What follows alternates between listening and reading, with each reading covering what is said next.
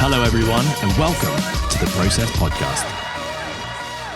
Stu and Naz, welcome to the podcast. Thanks for having us. Thank you for How are you doing, having guys? us. Very good. Very Yeah, good. very good. How long are you in Hong Kong for?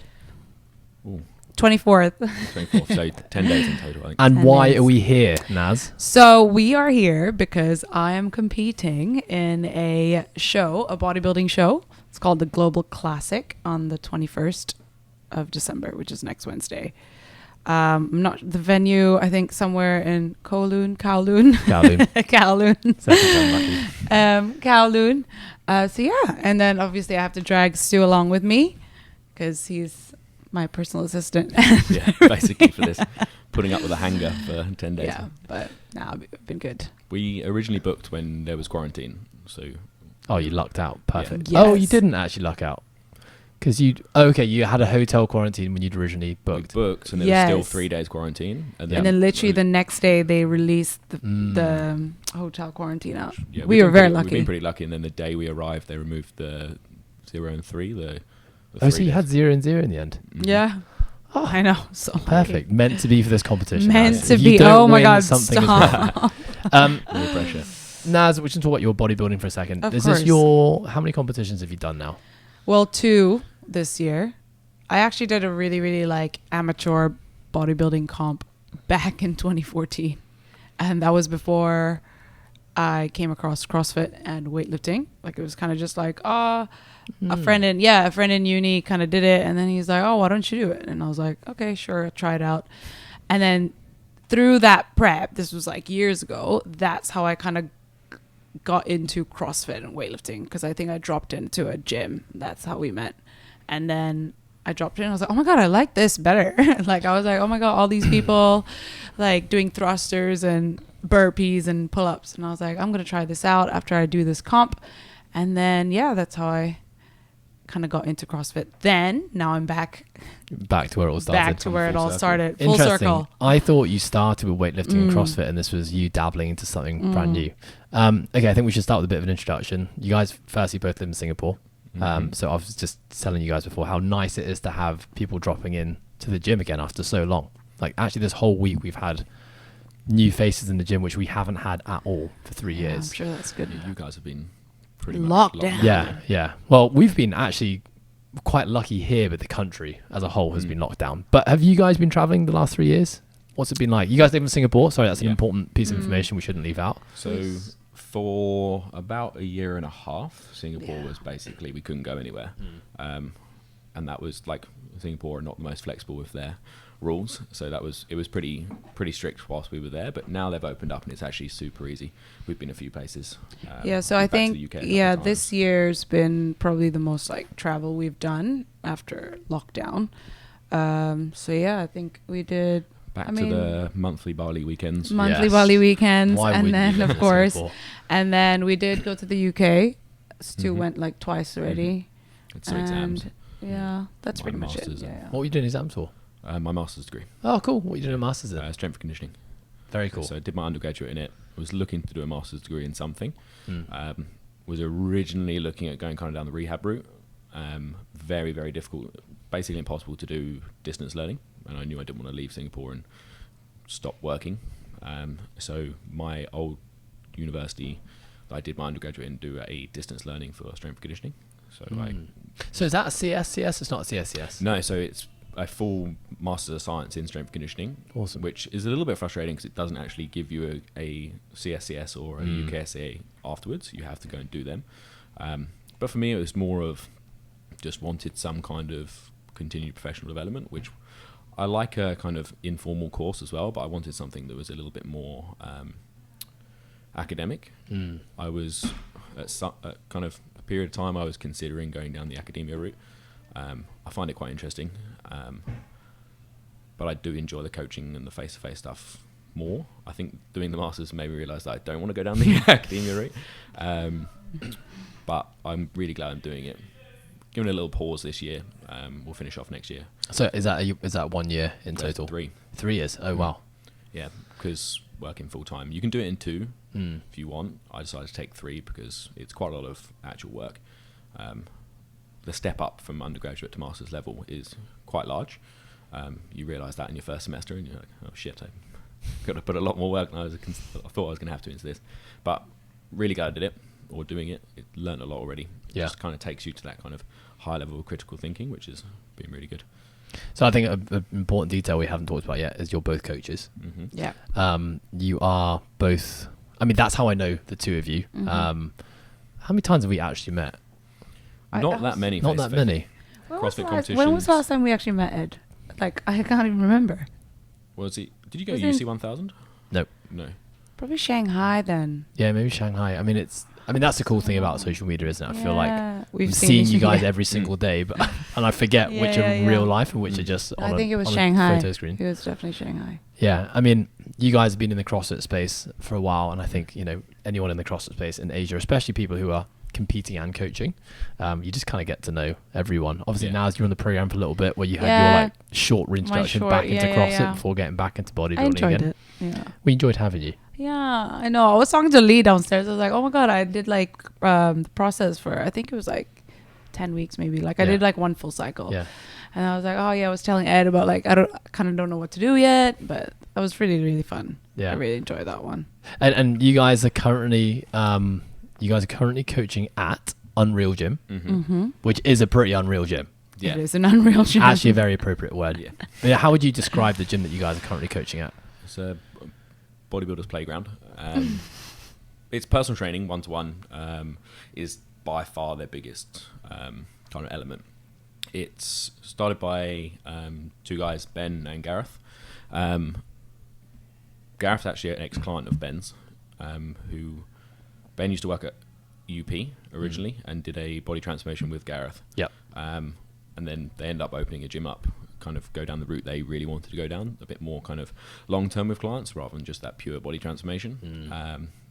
Ben's now an IFBB pro bodybuilder, has a little bit of a mild addiction to buying bodybuilding equipment. Great addiction to have. Yeah. He kind of put that gym together, hired a team. It's quite interesting the way they did things actually. Their team, other than the recent additions, like myself, Naz, and a few other people, most of their coaches come from corporate background. And he brought them on and then taught them how to coach, which is quite an interesting, kind of molded them the way he wanted them to be, which has been quite an interesting thing for us to see. What have you found interesting about it? Kind of the fact that you look for people with communication skills first and people skills, and then who then wanted the lifestyle that training people can offer, and then taught them the skills to train people, which was quite interesting. Most people come at the other way. The reverse engineering. Yeah. I actually really like that approach. I think the more and more I have run a business and, honed in on my skills as someone who can help work with people and lead people, I think that's actually a really clever way to do it.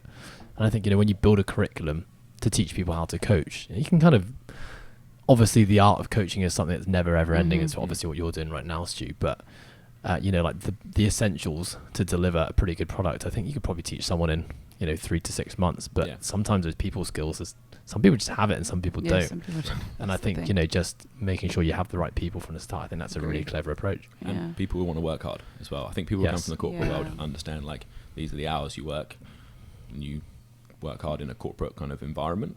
Then you come into the fitness industry and they're like, oh, I only have to work 8 hours today, and it's like not seen as too much. Yeah, it's been interesting for us. They have quite a cool like progression scheme for their coaches, where anyone below, like they call it, and they have a junior trainer, advanced trainer, elite trainer, and senior trainer. Anyone below elite can't write their own programming without having approval from a coach higher up the chain. So they have kind of, with general population, most of it's like built off a template, and then after an assessment they sit down with an elite trainer or Ben or a senior trainer and go through kind of what they want to program. It has to be ticked off first. Where do you guys sit in that hierarchy? So we're both on the elite. Awesome. Which is, we were lucky in that we came in on that, just because our kind of previous training and kind of career history. Well, let's talk about that then. Let's talk about transitioning from the CrossFit space. Maybe start with you, Stu. How did you first get into coaching? So I went to coaching. I did my undergraduate straight from school, 18 years old, in strength conditioning. I don't really know why I ended up picking to do that when I try and think back. Were you sporty as a kid? Yeah, I played rugby to a reasonable level when I was younger. Too many injuries. Gave that one up quite early. I think I was on like operation number 3 by the time I was 19 years old. What did you have operated? Shoulder, hand. No, 2. So 2. shoulder and hand. The other one. Third was coming. Third was going to come at any moment. It was close. And then I always enjoyed kind of training in the gym. I got into that quite early, and I enjoyed like reading about it, kind of the old Arnold Schwarzenegger encyclopedia of bodybuilding and all that jazz. That's my computer stand now. Computer's too heavy, I can't read it anymore. And then I was looking at kind of sports science degrees. I always enjoyed the style, like the training science, but a little bit more kind of sports science, sometimes a little bit too much like research based. At the time, wasn't that interesting for me. Strength and conditioning kind of was a nice meet in the middle. So I went in to do that. As soon as I started on that, they encourage you to take up a coaching role because as they teach you the kind of fundamental underpinnings, you've got to learn how to coach people. So I did some internships, rugby clubs, schools, that sort of thing. Then started coaching weightlifting at a CrossFit gym because I got into weightlifting in my first semester at university. How did you get into weightlifting? So on our first semester, they actually, one of the modules is they teach you how to teach Olympic weightlifting, and you have to learn how to do it for the first 6 weeks, and then run a little competition at the end. And that's really cool. Yeah, it was really cool. I ended up coming second in that competition. I've never done any before. What did you clean, jerk, and snatch? I think I snatched 77, clean and jerked 103. I think that was 6 weeks of lifting. Yeah. That's more than me now. They weren't pretty at all. Power snatch, power cleaned, everything. Nice. I do that all the time. Yeah. And then started coaching weightlifting at a CrossFit gym, which my weightlifting club trained at. So this would have been how many years ago? I started university in 2011. Yeah. So this would have been 2012. Okay, so like pretty early days of CrossFit. Yeah. Cool. Yeah, so I didn't do CrossFit for the first 3 or 4 years of that. I was just purely weightlifting. I took my weightlifting relatively seriously. I enjoyed it a lot. Had a fantastic coach when I first started weightlifting, Kazim. He's an Iranian guy. He was a GB weightlifting coach for a while. When it comes to like coaching skill, by far the best coach I've ever been around. 10 out of 10. Yeah. Just like his ability to spot flaws and communicate what to do and find little tricks of kind of get you to learn it better was amazing. His soft skills of coaching weren't so good. He's very kind of classic, like old school weightlifting coach, as if like you have to commit your entire life to this, even though you make no money and have other things to do. It's like all or nothing. But I kind of wouldn't change it for the world, what I learned. And then from coaching that in a CrossFit gym, got convinced to do some CrossFit workouts. Obviously, people were like, oh, wow, you clean and jerk 150 kilo, you'd be really good at Grace. And then do it and realise I'm not really good at it at all. And get beaten by people with 100 kilo clean and jerks. And just my personality is I hate being bad at stuff. So then I was like, oh, maybe I should try this and get better at it. And then after 4 years of weightlifting, when you just snatch, clean and jerk and squat every single day, I was kind of looking for something a little bit more interesting, a bit more varied. And then whilst I was coaching on the side, you know, in your first few years of coaching, you don't take it too serious. You a couple of hours coaching a day, and then you just sat in the gym until the evening classes. So you just train a load. I was mid-20s, so you could deal with so much training volume. So just kind of messed around doing that. Got into a bit of competitive CrossFit. Worked at a few different CrossFit gyms at that point. I think I was working at 3 different CrossFit gyms at the same time. Just a few hours here, a few hours there. And this is in England still? This was in London. Yeah. And then we met at the first CrossFit gym that I worked at. She was also in the weightlifting team. Okay, connecting all the dots. Connecting the dots. So my university was Twickenham. Her university was in Egham. There's a train line that goes between the two. And the CrossFit gym we worked at was right in the middle. Yeah. And then Naz ended up going for an internship at CrossFit Perpetua in London. Yeah, that's basically, I did my OPEX certification, which they run the in-person at Perpetua. Oh, nice. And then ended up speaking to the owner at lunchtime and got a job offer that day.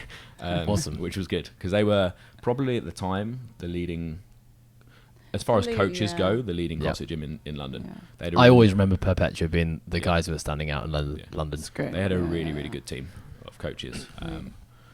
It's like a lot of them have kind of moved away from CrossFit a little bit, like pure CrossFit, but a few of them they've all gone their separate ways. Was Luke at Perpetua? He was there for a while. Was at Perpetua, Then we had Mike Lee as well. Mike Lee. Mario, one of our good friends, he's opened where we brought over CrossFit Vauxhall. Now, Alexis, she's still there.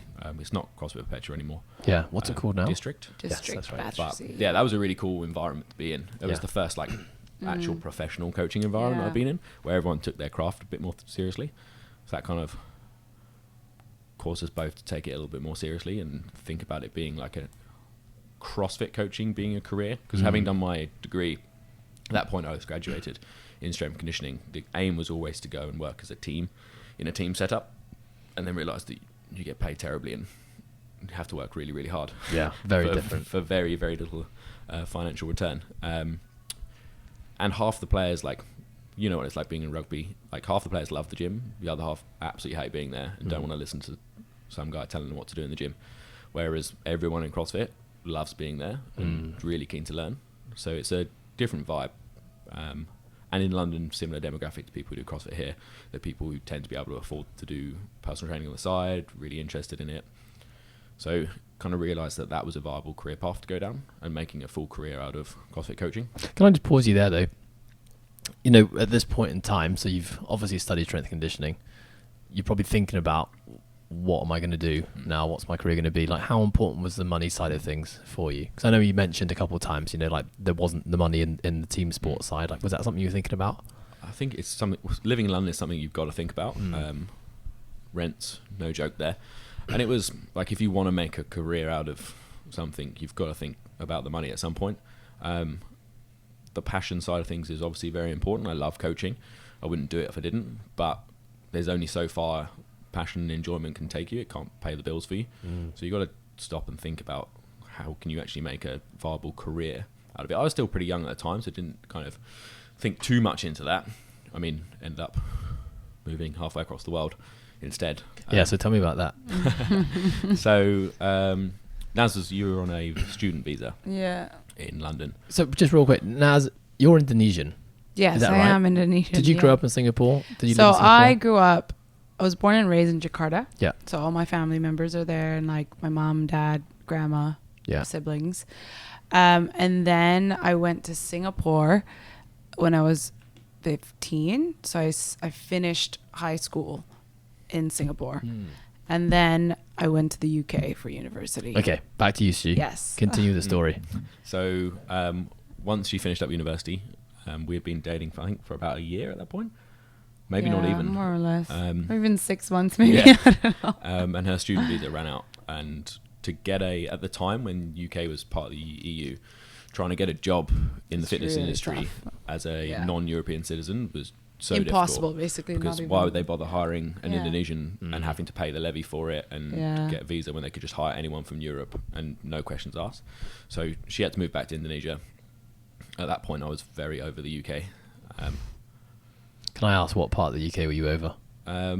One, how expensive London was to live in, and two, the weather. Okay. Yeah. And you were juggling 3 jobs just to kind of at one point, survive. It's because of the train system being so terrible in the UK. I was having to leave my house at 4:30 in the morning to get to work at 6 a.m. I still remember the day I made the decision to go. I was sitting in a train station at I think it was 4:45 in the morning, and it was raining. You know, it's like in UK where it rains sideways. And I was sitting under a cover, getting soaking wet, and I was like, I'm leaving this place. And there's no vitamin D. That's why. There is no vitamin D. That's you can't have your 20 minutes a day. There's no. It's 2 hours a day to get 1 minute's equivalent. That's why depression. And then Naz trained when you went back to Jakarta. Trained at CrossFit Gym, CrossFit Benkel. Benkel. Crossover. One of our affiliates. Yeah, exactly. And she was like, why don't you just ask them if they want a coach? So I just emailed them and they were like, yeah, sure, come over.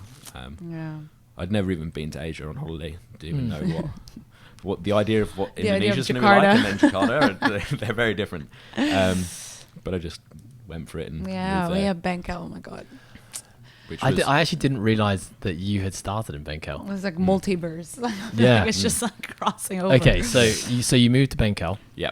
Naz, you're living there at this point in time, training Yes. Are you coaching at this point? Yeah. So see, Benkel. So I've always, when I started CrossFit, I think that was like 2014, right?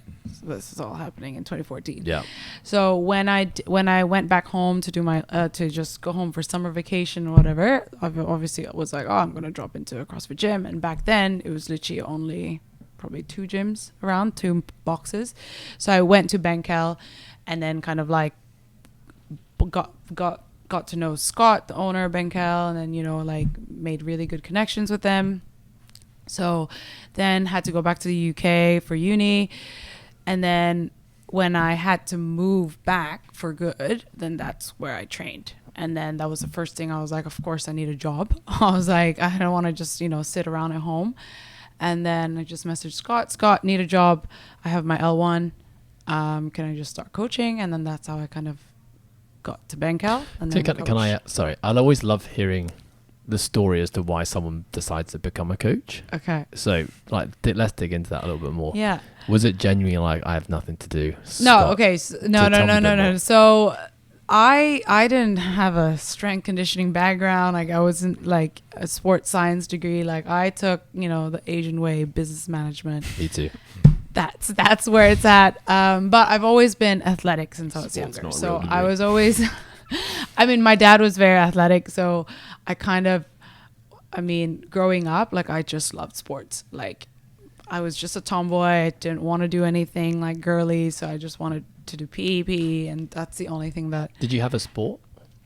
So I actually did basketball when I was in school. Oh. Yeah, for pretty much most of the years of growing up, even in uni. So I mean basketball, and then I did football as well, As in and soccer then, ball. and then soccer. Nice. And then in uni, I was just like, maybe I should try something instead of just basketball. So then I did football for the first year, and then I kind of was like, I'm just gonna go to the gym and do my own thing.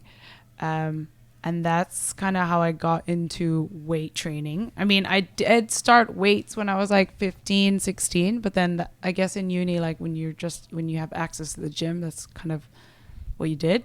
As a girl in Asia, especially, Mm-hmm. like what made you start weights at 15? Again, I was a tomboy. I was hanging out with guys. Yeah, that makes sense. So then the dudes were like, come to the gym with us. And I was like, okay, sure. And that's how I started weight training. And I was always like, give me a challenge and then I'll do it. Like, It's cool. screw you boys. Like I can always like beat them. So that's why I was always like competitive, I guess. And then, so yeah, in uni, second year of uni, that's how I got into the bodybuilding scene. Cause you know, I mean, you meet the guys who go to the gym, and then my good friend, his name's James, he did a bodybuilding show, and then he was like, oh, why don't you do it? So did it. I mean, I was like, okay, I'll just start prepping for it.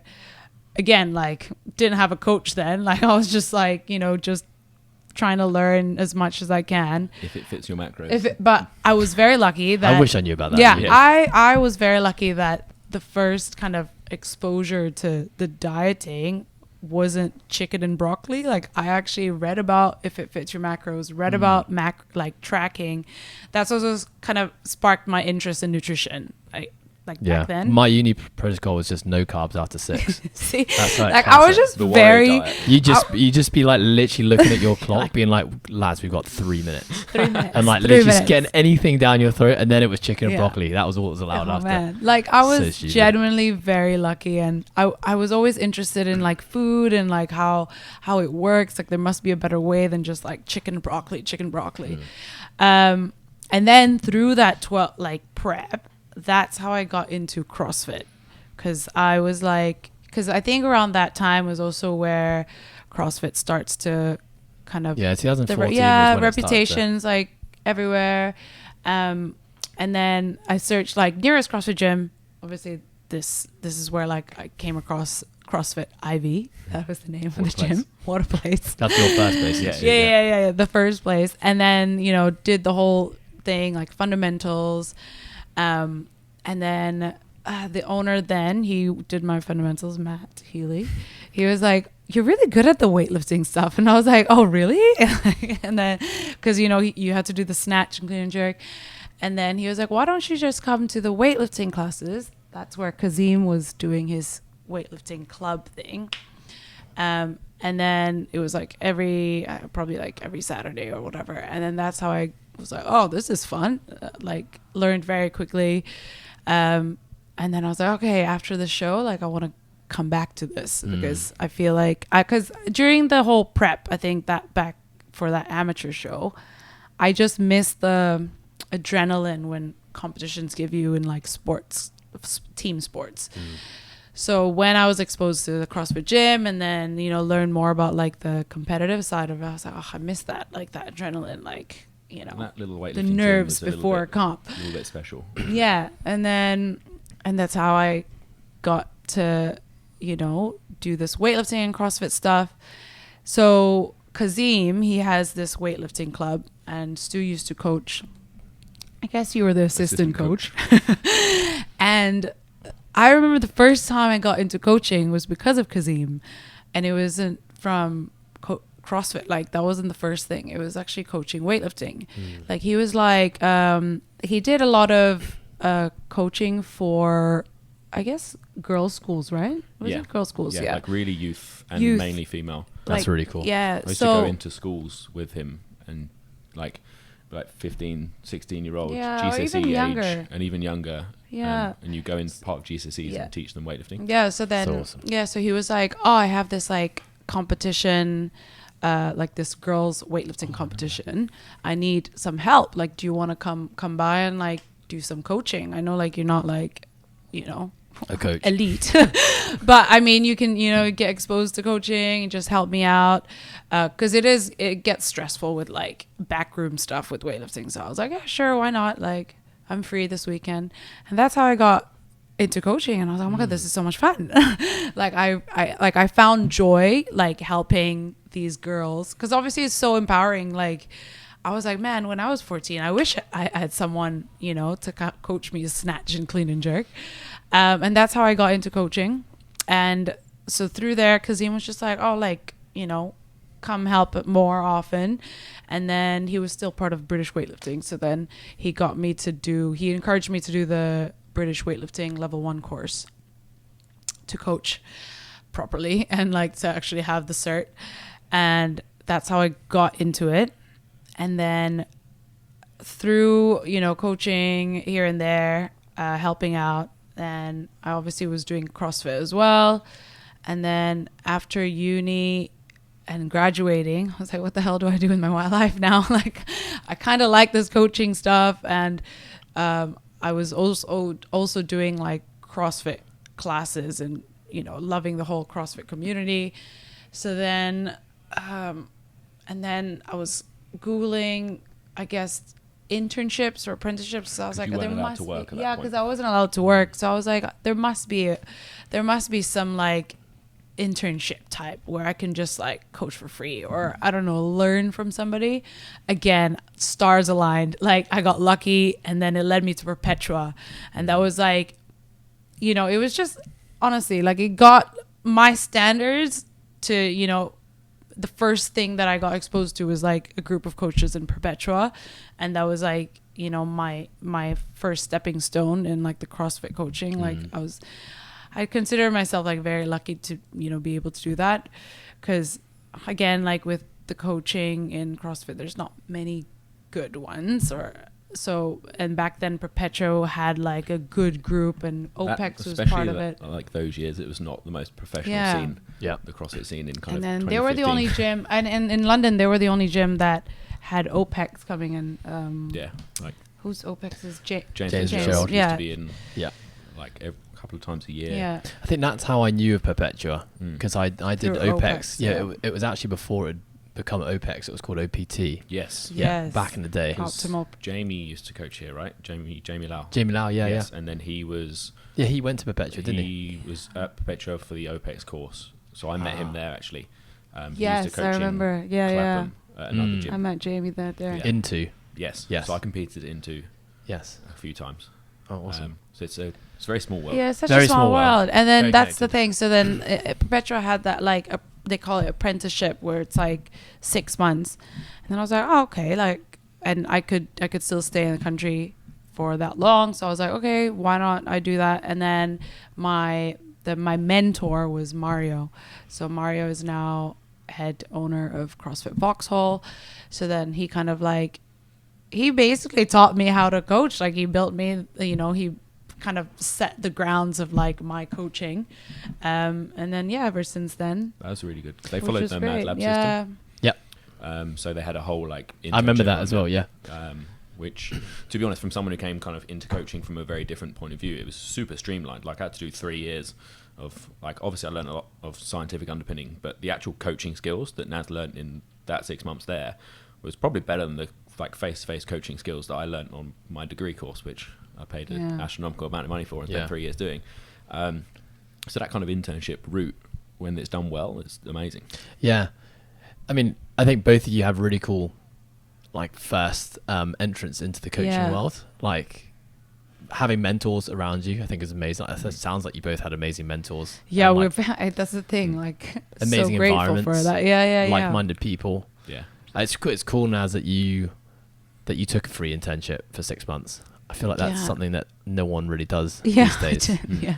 You know, it's something I think is really cool. You know, we have an apprenticeship program here now, and you know it's a 3 month to become a group coach, and then it's longer to be an individual coach, and that's not paid as well. And you know, Andrew and Karan are 2 coaches now who are killing it. You know, they would just like, they stopped their jobs and took it, and I thought it was really a very noble, and especially in this day and age where, you know, instant gratification is really a thing now, and there's not a whole bunch of thinking about the long term, and there's a lot of other people offering to go straight into work and get paid for it. So it takes a kind of a fairly unique individual to be like, you know what, that place is going to offer me better learning. I will go there for free and learn a lot, or I will go here and get paid straight away but not learn. So it's a unique person who picks that. Yes. Yeah. And also interesting what you just said there, Stu, about, you know, going down the university route, probably learning all the theory, but then Naz probably having a better blend of the theory and the application. Yeah.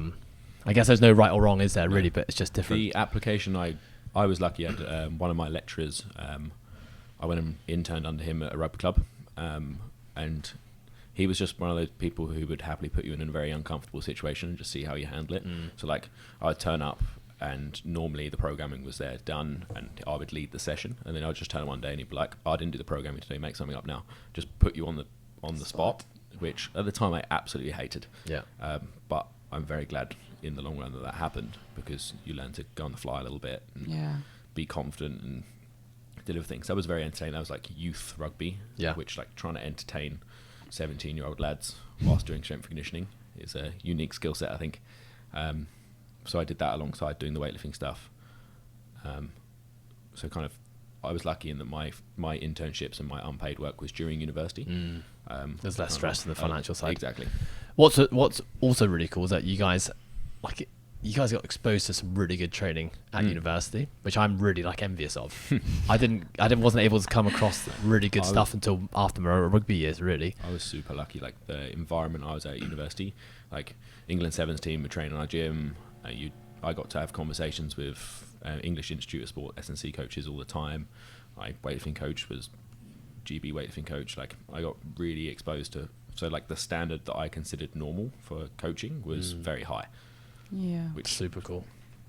And even like getting exposed to if it fits your macros. I know. I was like, I'm literally just thinking about my nutrition at university, and that was honestly what was like already considered, you know, like serious nutrition. Yeah, like, it's crazy because when I look back, I remember I was one tracking and I was telling Stu, like, this is how you do it, and he was still like, paleo.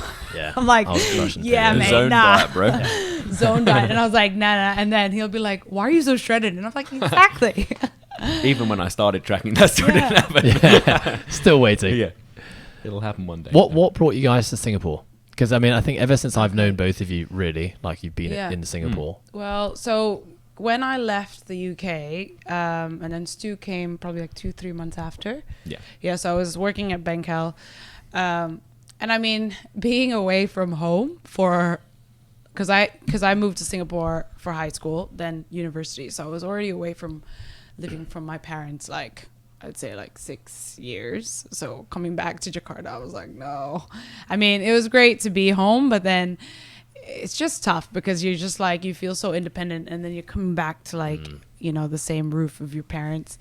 So I was like, yeah, I can't. I was like, Stu, I can't stay in Jakarta.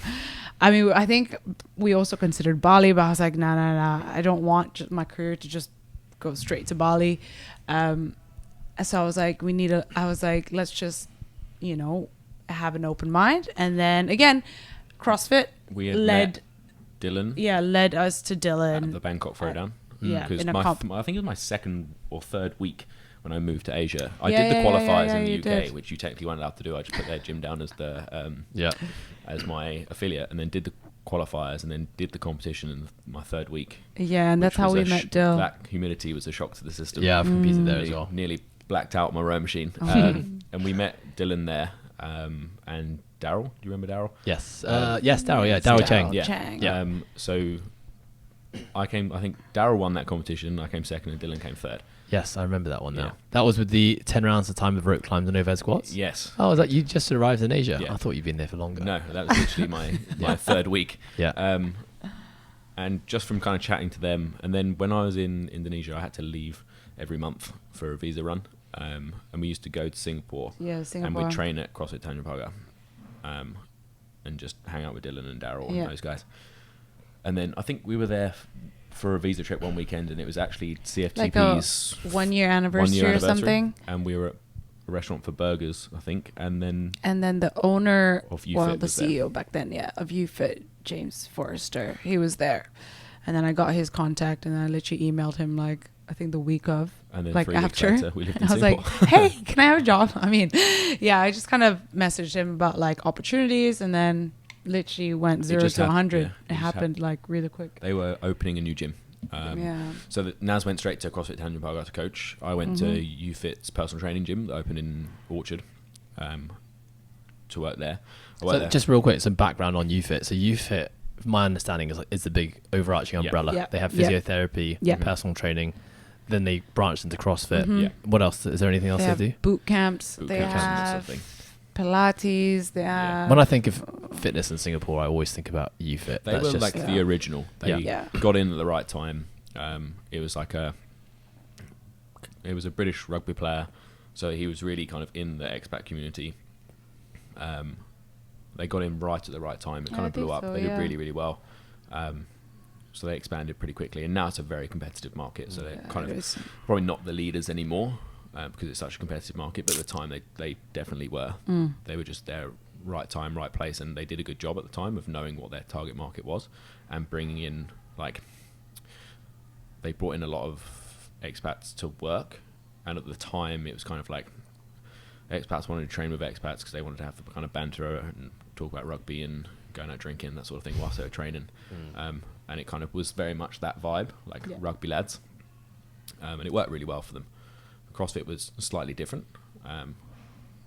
with CrossFit Tanjung Pagar and Bukatima. what yeah. was different about it? Obviously, apart from the training methodology and A bit more. Obviously, community was different.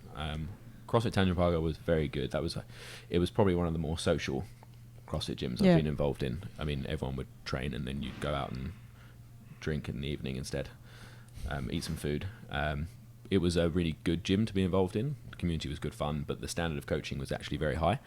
It was one of those ones where it was nice balance of like when you were in the gym, you trained well, you trained hard, but then it was also like a nice social side to it as well. Yeah.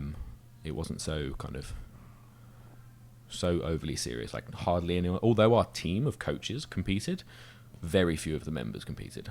Yeah. It wasn't. Yeah, I think the only one who competed was literally just me, you, Dylan. Daryl and was probably the whoever's only coaching, member who yeah. actually competed, Yeah. I think. Daryl was really good. I mean, he was annoyingly just good. genetically like So gifted. good. Yeah, so Yeah. good. Which trained like twice a week. Yeah, Yeah, because he was I know. like in med school then. Now he's a doctor. Yeah. Yeah. So what happened? Because For- I mean, when I from the outside looking in, is it Pagar? Yeah. I've been calling it Pagar. Yeah, Tanjung. Pagar. I've been calling it Tanjong Pagar this whole I mean, time. a lot of people call it Tanjong Pagar. I'm gonna stick with Pagar. 'cause, Or like, you it's can too just hard call to change now. TP. TP. TP. So from the outside looking in, it looked like TP were doing a really good job. Yep. Like you guys had a really good coaching team.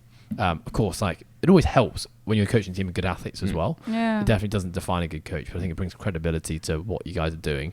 And it just looked like a really good environment. And then all of a sudden, it was no Shut longer. down. Yeah. And I didn't really hear Yeah, the I understand. backstory. So what happened there? I mean, honestly, like it even went 0 to 100 for us coaches too. It felt like that, yeah. So I mean, so back then, Stu actually already left YouFit. Yeah, so I had some issues with my employment pass, Yeah, and so it you had just to didn't leave get YouFit. renewed, so I had to leave. Yeah. I was working for another company, Yeah. and one of the guys I worked with was actually a shareholder in CrossFit Tangent And Pogo. yeah, this is how we found out. And I found out from him that it was closing down. And then Stu said to me, and I was like, Very "Wait, much he worked what?" there at the time. Yeah, I So was like, the working- staff didn't know. No. No, the staff didn't know. So then I was like, wait, what? They're closing down. And then, so back then, this was 2019. So me, Megan Lovegrove, Dylan, was that the only coaches? Oh my God. John Chair? John, was he No, there still? John was Wasn't it? already gone. I think it was only the full timers was literally only me. Oh, me, Megan, Dylan, Keith, Marvin. Yeah. 5 of us. And then again, Megan didn't know. I didn't know. Dylan most likely knew, but then I think what happened was Dylan wasn't allowed to actually drop the bomb just yet. So yeah, I kind of knew from Stu, and then It got leaked. Yes, it kind of got leaked my a bit, and then All because of Stu. and then obviously the first thing I kind of like spoke to was I think Meg, I think the coaches obviously. And then I don't know, like it just like when I look back, I was like, man, how did it even happen? Like I think it was like a 3-month period. Well, basically, the building that CrossFit Tangent Pogo Yeah. was in was getting redeveloped. So the building was getting ripped down, and they were building another one. And they were taking all the tenants out. And for YouFit, I don't think it was financially viable for them to go Yeah. through the cost of setting up a new CrossFit gym. I think the first year or two CrossFit Tangent Pogo was open, there wasn't a big enough focus on personal training for them to be making a massive profit. Yep. So I think they were just getting Yeah. by, but not making a massive profit. The third year, they put a big focus on that. They hired some They personal did. trainers alongside. They did really well, but it was... It looked like there's a personal training space upstairs. Yes, Is that Yeah. right? was. So that actually worked really well. But at that point, I think they'd already made their mind up, which was a Yeah. little bit of a shame. But Yeah, because I feel like they just didn't want CrossFit to be part of the umbrella. I mean, part of the whole like company anymore. And you don't make as much money Yeah, as you do which personal training understandable. in Yep. Singapore. so And Yeah, they're a and business then- in the end. I guess they made the right business decision for them, which Yep. is fair enough. Yeah. It was just a shame for us. yeah, And because the they kind of just community. Yeah. they kind of just told like they officially told me and had like the one-on-one chats with each staff was like probably in October, and then we had to close down in December, so literally 2 Yeah. months. Fast. And I know it was very fast because then I had to make a decision. I was like, okay, where do I go? Like, do I want to stay? Like it was just a lot of discussions and had to make it quick. And I know you guys have kind of bounced around a few CrossFit gyms since then, but obviously now being at Unreal, which is really like a personal training organization, how's that transition been? Coaching group classes. Were you doing personal training at TP as well? Yeah. You were? Yeah. We did quite a lot of personal training. Okay. Yeah, we did. It was And probably your clients, 60-40. were your clients like CrossFit personal training, or was it like general health, A body mix. composition? Okay. A mix, yeah. So the story is like how we got to Unreal. So Ben, the owner of Unreal, actually reached out to me through Instagram, and he was just like, hey, just wanted to reach out and just kind of like wanted to meet up with you and Stu and talk about like opportunities for Unreal and like some plans that we have regarding functional fitness. And I was like, oh, cool. And then this was when we were kind of like in Germany, like on holiday. So I was like, oh, okay, we'll just come back. We'll get back to you and we'll set up a chat.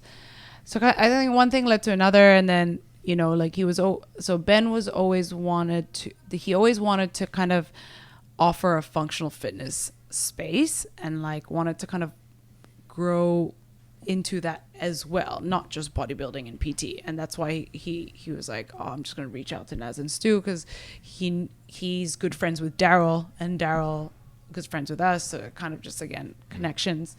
And then from there, like the deal was basically like when I came into Unreal was I also do these group classes. So that's how we kind of got to do functional fitness group classes. That's 2 programs for now. So it's not just truly like only PT.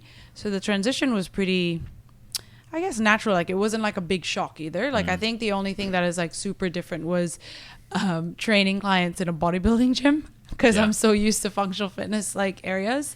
So I'm just like, oh my God, where do I even start? Just staying by the dumbbell. Yeah, I was like, I'm just gonna.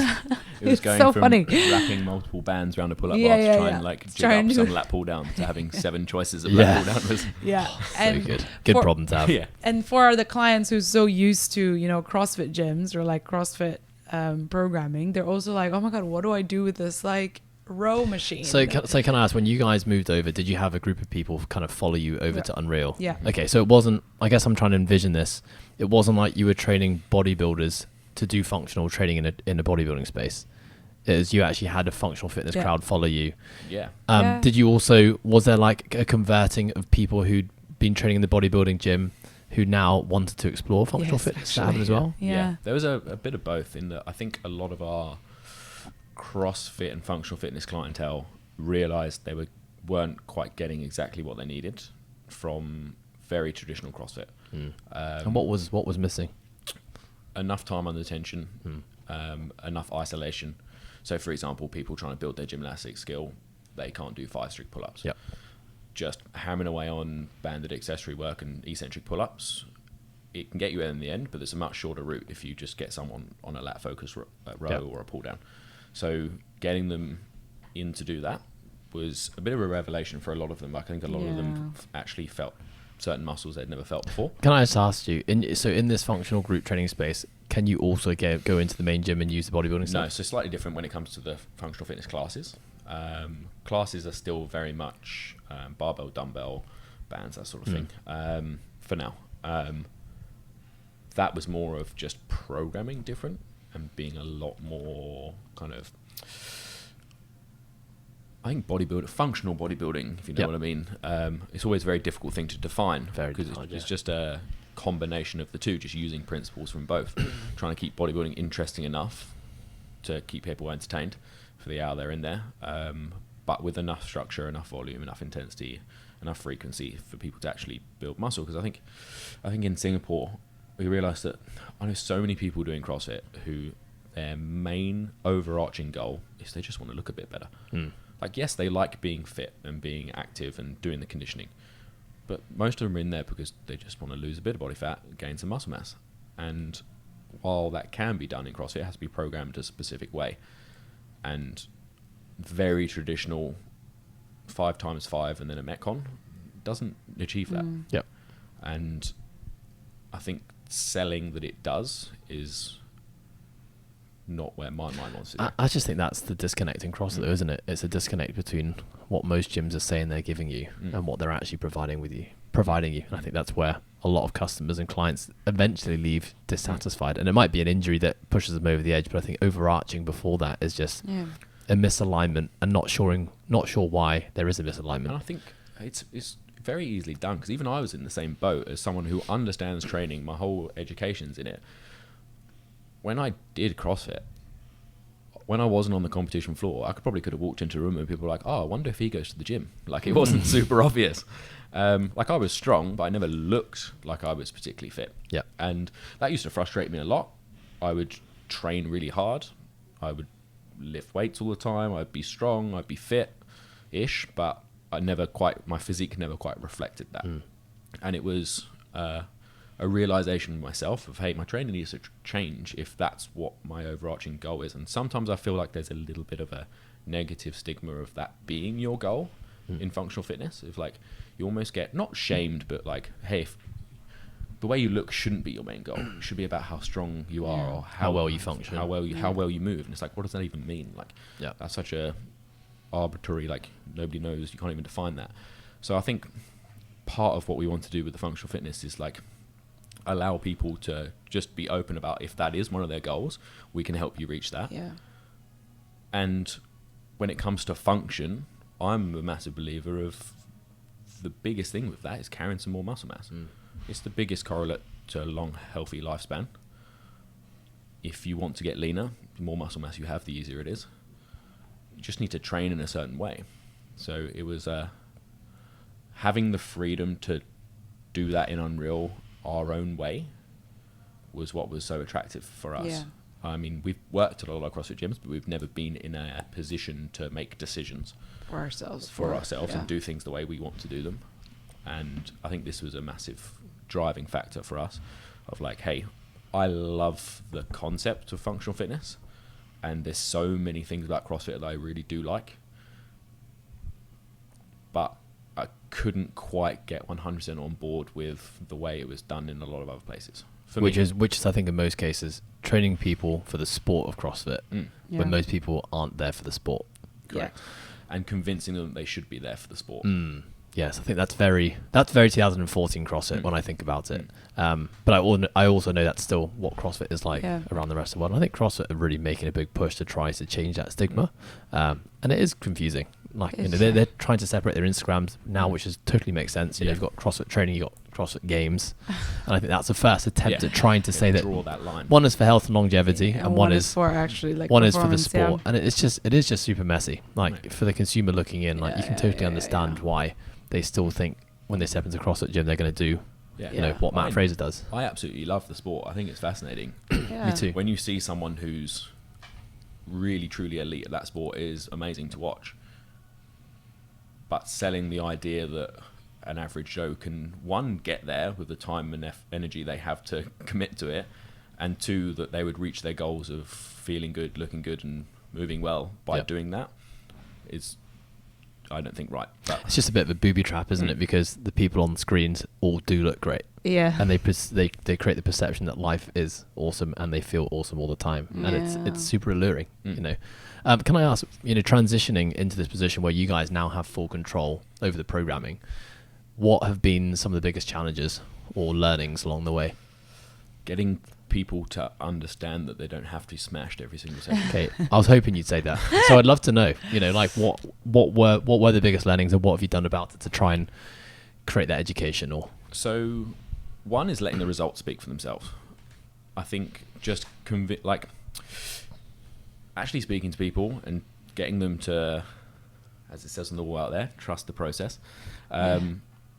To give it a chance of like, right, if we do this style of programming where we go intense once, twice a week, the rest of the time we're doing a relatively high volume bodybuilding style training, which I think when people actually learn how to do it, they realize it's not easy. CrossFitters have this weird idea that bodybuilding's easy, and then they do it properly and realize it's not. Yeah. It's something that should be accessory work. Or I think deload. even referring to it as accessory work is something that I've really had to try and change now, in that it probably should be the main thing, rather than just like 3 minutes at the end of the session. The structuring the program so people get a dose of intensity every now and again. I do believe that it's needed. I think some people went down the route a bit too far the other way of never do any intensity because it's bad for you. I think it certainly has its place, but giving them a balance of both communication and allowing people to see the results on themselves and on other people was quite important. And then getting them to pay attention to how they feel rather than, and like outside of the gym, rather than just like, am I flat on my ass at the end of the session? Is like, how do I feel for the rest of the day? Self-awareness. Like, of like, could I actually think at work? If they do the 7 a.m. functional fitness class, can they actually function as a human for the rest of the day, rather than have a great session, quote unquote, but then be useless at their job? Yeah, I think I just wanted to add, like, I think it definitely took a while. Like, I remember when we started this whole functional fitness classes at Unreal, obviously we had the people that kind of followed us from previous gyms, and then, you know, they were very used to just like intense workouts all the time. So it was a big change. But I think one thing that really helped was like just talking to them after each session and just like asking for feedback. And like, I mean, they have our Instagrams, and like I sometimes even DM them like, oh, like, how's everything? Like, just, you know, creating that relationship that they probably didn't have before, just because, you know, like when you're in a really fast-paced, intense gym, you don't have time to just like cool down and like chat to your coach, let's say. But I think I definitely made an effort. We both did, because it was a small group, right? So then it was easier to manage if it's just the two of us.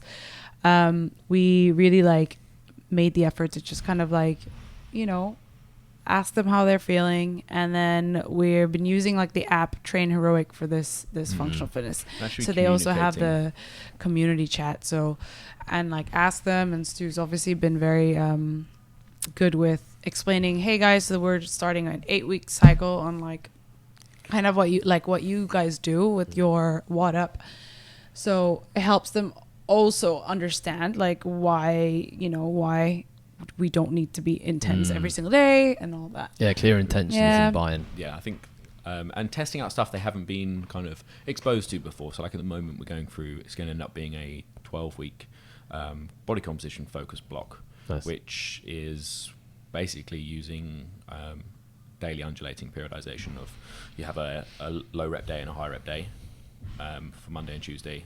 It's also kind of following German body composition training. So you have like a upper lower, and then Wednesday's conditioning, Thursday, Friday, same with the bodybuilding, one low rep day, one high rep day, and then Saturday being conditioning again. Nice. Wednesday is very aerobic, Saturday's kind of team workouts, a bit more intense, a bit of fun. Nice. And it's very kind of different for them to have like, right, we're going to do 20 reps of a split squat. And they're like, what the hell just happened to me? Like, I can't walk properly. And they're using like 5 kilo dumbbells in each hand. So kind of exposing them to stimuluses they haven't kind of felt before. But still like feeling the intensity that they crave, I guess you could say. Subjectively, they feel like they've worked really hard. But it's on a different... It's just 20 split squats rather than 20 wall balls. Yeah. Correct. So the time under tension's there. Yeah. The tension's on the correct muscle. They can actually focus on their technique. They can breathe a little bit. Is CrossFit in the name?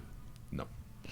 I mean, I can foresee not an issue, but a disconnect being the fact that you two have a reputation of being CrossFitters and in the CrossFit space. And then your social media, I think actually probably more recently, like with Stu, you've been competing in weightlifting. Naz, obviously you're now back into your bodybuilding days, so maybe that's actually almost helped you in a way. But you know, with your reputation in Singapore being CrossFitters, now opening up a group, running a group training space, which is but isn't CrossFit. You know, probably makes that initial conversation probably just that little bit more challenging. Would you say? Yeah, definitely, and definitely. I think us as people and coaches come with a preconceived idea of what we would teach people. I mean, we have clients come in and they'll be like, oh, I don't want to do any of that CrossFit stuff. And we're like, well, that's not what I do. Like, if you want to do that, I can teach you how to do that. But unless that aligns with what your goals are, then no, we're not going to use that. It's trying to explain to people that we have tools in your toolbox, and whatever your goal is, we're going to use the most appropriate one for you there. But you are right. That was an obstacle, which I don't think it's in the end a negative, because I think a large chunk of our clientele or potential clientele are people who are currently in the CrossFit space, and they're going to they either are going through or will go through what we've both gone through, which is, hey, I really enjoyed CrossFit for what it was. Yeah. But now either my lifestyle or my training goals has changed. They've changed and they don't suit that exact style of training anymore. How can I use the things I enjoyed with that to get me where I want to go now? Yes. Yeah. Which I think leads on nicely to talk about what we're trying to do next. Yes, let's talk about it. So come March, myself, Naz, and our good friend Dylan will be opening up a small group personal training space. Awesome. So brand name will be Elevate. We are in a lucky position in that our current company being incredibly supportive, and we will actually be subleasing space from them. Amazing. So you're going to take all their equipment more or less? So we'll take some, but we're going to be refurbing and fully renovating the space. Floor. Yeah. So cool. That current space is a group training space. So there's already showers, everything put in, waiting area, reception area. Awesome. So they've done us a massive favor there. And they've been incredibly supportive of the whole process. But basically what we want to do is fill the gap between large-scale group classes and one-to-one personal training. Within Singapore, Singapore is not unique to only Singapore, but it's unique to certain places around the world in that there's a large demographic of people who are not quite being catered for in fitness yet. They either don't want to because they don't like the environment of one-to-one PT, or they can't afford to do multiple personal training sessions a week. It's an expensive endeavor. If you can't kind of justify that, then it's just not doable. But they know they want more than a large 25 person class functional fitness, F45, CrossFit, etc. They want something a little bit more personalized, a bit more of a relationship. They want some support outside of the gym. They understand the importance of nutrition, of lifestyle, and they want some support with that. And trying to cater for them through the knowledge that we've accrued over the last, 10 years of working in both ends of those spectrums. And myself, in fact, all three of us managing to find a nice middle ground for ourselves now, being able to communicate that to other people of we can use functional fitness style training combined with what we've learned in bodybuilding, with Naz's nutrition skills, to provide for those people. We can get you looking good if that's one of your main goals. You can feel good, you can be fit, but it's part of your lifestyle. It's not me trying to be a competitive athlete. It's using that style of training to enjoy my training and it be a lifelong endeavor, right? The main kind of target market, I'd say, is I would say more people would be coming down from personal training. They've been training with a trainer for a couple of years. When we've all got these clients, right, we have a great relationship with them. We've trained them for a few years. The intensity in that 1 hour session is now next to nothing because you just chat with them because you've got a very good relationship with them. You've taught them a lot. They could probably look after themselves, but they enjoy spending time with you. They respect your opinion. They want your input in their lifestyle. But if you were to put them in a small group setting, their intensity is going to go back up. How much work and their density they get done in that session is going to go through the roof. They're probably going to get more positive training adaptions from that hour versus a one-to-one session. And there's a community aspect of it. And they've got the community side of things, and they still have you as a point of reference. And then those who have kind of got to the point where they realize they're not getting enough for them from group training can come up to that, where they're like, hey, I need some support in my lifestyle. I need some support in my nutrition. I need a bit more accountability than I'm getting. Like, yes, you get the peer accountability to work hard in class, but you don't get the accountability outside of someone being like, hey, like, how are you sleeping at the moment? What's your nutrition like? Have you got a block of time where we can actually really dial in your nutrition and try and get you to that weight loss goal that you're here for? Or at least even when they come in on day number 1, like, what's your actual reason for being here? I think that's so often missed in large group classes. I think people just get lost in their goals, you know. They just come in, I want to do this. And then 2 weeks later, they're just like, nah, I want to do something else. I want to get muscle up.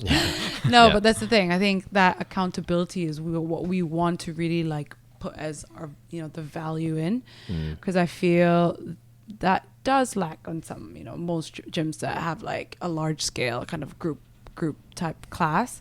And trying to just merge that gap between like the 20 people class to like one-on-one PT, and still have, I think one of the most important thing as well, just from doing these like small functional fitness classes recently, is we want to target the people who also do want a community out of it, not just like, oh, one-on-one and that's it. Like they do still enjoy having a community, having that support, and surrounding themselves with like-minded people, really. Yeah, we've been in that environment, and we know how useful having a good community is, and a training environment that pushes 100%. You. And I think that's massively missed with one-on-one PT. Yeah. So it's bringing the two together, the best of both worlds. Yeah. And it's like, and thinking about all of your past experiences in coaching, I feel like there are lots and bits and pieces that you're taking from kind of everything that you guys have learned along the way. Sure. Even thinking about back to like the Mad Lab system, which is really like, the coach for life type concept, and that now coming into the importance of accountability and building relationships. And then of course like the scientific training principles and having clarity on your goals. Can I ask how, if you were, I'm thinking about your Instagram or I'm thinking about your website, which is like the one-liner which describes Elevate. How do you do that? A one-liner. I think that's quite a tough one. It's something that I think we kind of spoke about it very quickly earlier. It's very difficult to define. But for us, it would be, we are looking to provide for the people who are not provided for yet, and bridge the gap between one-on-one PT and group class. It's a really hard thing to... 2 lines and asked you. Sorry. It's a very tough thing to... It is super hard, because I mean, it's like, you want that line to speak to your I niche know. as much as you can, and it's something that we have evolved. Like, we've evolved our tagline, and we're a 14-year-old business, and we keep on evolving it. And I always think we could be even more specific here.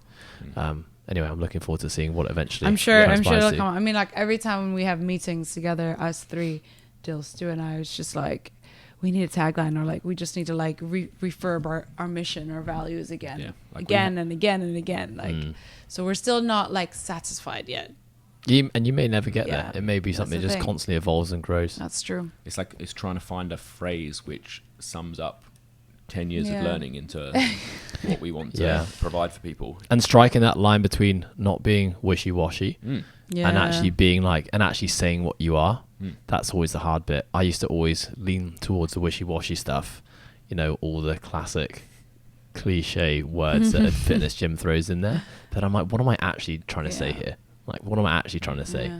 And then trying to make it as to the point and exact as possible, without sounding too boring. Yeah. Can't give you any advice, by the No. way, but I'm looking forward to seeing what you guys come Yeah. up with. Eventually, yep. What have been the biggest surprises in this journey? I mean, you guys are basically 3 and a bit months away now. When did this whole project start? Oh, God. Obviously, you've saved a shitload of time and money by actually being able to move into a space that's kind of set up for you already. Obviously, you've got equipment coming in. Yeah, so... I think the talks were like April, May times. So it'll be about a year, just under a year, 9 months. Yeah. Right. Yeah. What have been the biggest surprises?